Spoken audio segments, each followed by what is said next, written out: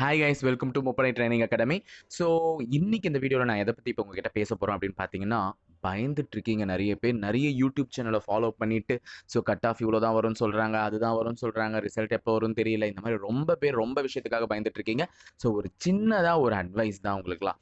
என்னன்னு பார்த்தீங்கன்னா, போன வருஷம் டிசம்பர் 13, அதாவது நம்ம எக்ஸாம் எழுதிய நாள், ஓகேங்களா, 2020 டிசம்பர் 13 நம்ம வந்து நம்மளுடைய கனவை நிறைவேற்றதற்காக எக்ஸாம் எழுதின நாள் தொடங்கி இப்போ ஒரு வருஷம் ஆக போகுது கிட்டத்தட்ட. ஸோ இந்த ஒரு வருட முடிவில் நம்ம பயணத்தினுடைய முடிவில் நம்ம வெற்றியை நோக்கி பயணிச்சுட்டு இருக்கோம். அப்படி இருக்கும்பொழுது நம்ம ஏன் தேவையில்லாத நம்ம மனசிதறல்கள் அங்கங்கே எப்போ ரிசல்ட் வந்தால் என்ன, நம்ம தலையெழுத்து நிர்ணயிக்கப்பட்டு விட்டது. ரிசல்ட்ஸ்லாம் ஆல்ரெடி வந்துருச்சு. இப்போ ஃபிசிக்கல் நடந்து முடிஞ்சிச்சு, எல்லாமே முடிஞ்சிச்சு. எதனா உன்னால் மாற்ற முடியும்.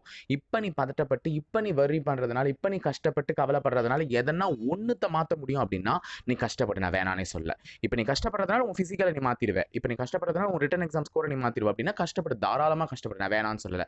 எதனா ஒன்று மாற போகுதுன்னா தாராளமாக கஷ்டப்படு. எதுவுமே மாறாத ஒரு விஷயத்துக்காக எதுக்கு தேவையில்லாமல் கஷ்டப்படுற? உனக்கு தெரியும் நம்ம மார்க் இப்போ தான் 69 வந்திருக்கு, நம்ம மார்க் இப்போ தான் 72 வந்திருக்கு. ஸோ நம்ம மார்க்குக்கு கிடைக்குமோ? இப்போ 73க்கு மேலே இருக்கவங்களாம் கொஞ்சம் ஹாப்பியாக இருப்பாங்க, நம்ம சேஃப் ஜோனில் தான் இருக்கும்னு சொல்லிட்டு. இந்த 69லேருந்து 72க்குள்ளே இருக்கவங்களாம் கொஞ்சம் அப்படியே டைலமோல இருப்பாங்க, நம்ம சேஃப் ஜோனில் இல்லையோ அப்படின்னு சொல்லிட்டு. இந்த மாதிரி நிறைய பேருக்கு நிறைய பதட்டமான சூழ்நிலைகள் இருக்கிற இந்த சுச்சுவேஷனில் நீ ஏன் பயந்துட்டு சாவற? ஓகே, நமக்கு வந்தா மலை, போனா டேஷ், அவ்வளோதான் அப்படின்னு விட்டுட்டு நம்ம பாட்டுனா அடுத்த எக்ஸாம் வருமா, அதுக்கு ப்ரிப்பேர் பண்ணலாமா, இல்லை அடுத்து வேற எதனா தேர்வுகள் இருக்குமா, சரி இந்த தேர்வு முடிவுகள் எப்போ எழுதப்பட்டு விட்டது, இதுக்கு மேலே மாற்ற முடியாது.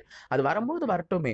ரிசல்ட் எப்போ வரும், ரிசல்ட் எப்போ வரும், டெய்லியும் அது பல யூடியூப் சேனல்ஸ் வந்து அதை வந்து என்ன பண்ணிட்டாங்கன்னு பார்த்தீங்கன்னா, உங்கள் மனசை வந்து காயப்படுத்துறதுக்காக நிறைய விஷயங்களை புதுசாக சொல்லி உங்களை ஒரு பயத்தை கிளப்பி அதை உள்ள வியூவுக்காக எடுத்துகிட்டு வந்து நிறைய மோசடி பண்ணிட்டாங்க. ஸோ பயப்படாதீங்க, தேவையில்லாமல் வந்து உங்கள் எண்ணங்களை டிஸ்டர்ப் பண்ணிட்டு இருக்காதீங்க. நீங்களா இருங்க தயவு செஞ்சு, ஓகேங்களா? ஸோ பார்க்கலாம், எக்ஸாமுக்கான ரிசல்ட் நிறைய பேருக்கு பாசிட்டிவாக தான் வரப்போகுது.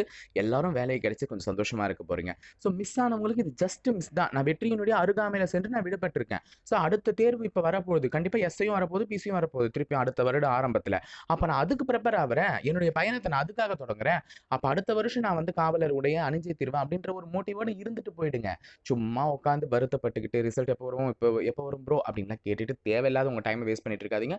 ஸோ பயப்படாதீங்க முக்கியமாக, ஓகேவா? ஃபைனல் டே ரிசல்ட் வந்து இந்த வீக் வெள்ளிக்கிழமை வந்துடும். மேக்ஸிமம் வெள்ளிக்கிழமை தான் நாங்கள் எக்ஸ்பெக்ட் பண்ணுறோம். அப்படி இல்லைனாலும் வந்துடும், ஓகேங்களா? திங்கள் செவ்வாய்க்குள்ளே வந்துடும். ஸோ வரி பண்ணிக்காதீங்க, உட்காருங்க, அமைதியாக உட்காருங்க, ஓகேங்களா?